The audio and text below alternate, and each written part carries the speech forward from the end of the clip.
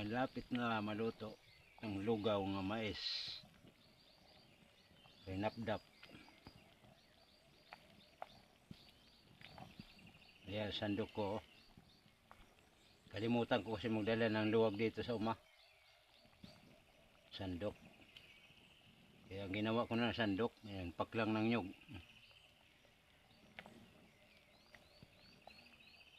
Napakabango. At malinamnam. Binuhos ko na po nito ang gata.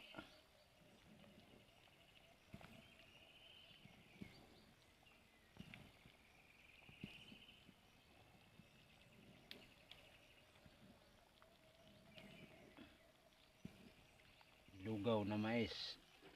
Ang tawagin rinapdap. Wow, bango.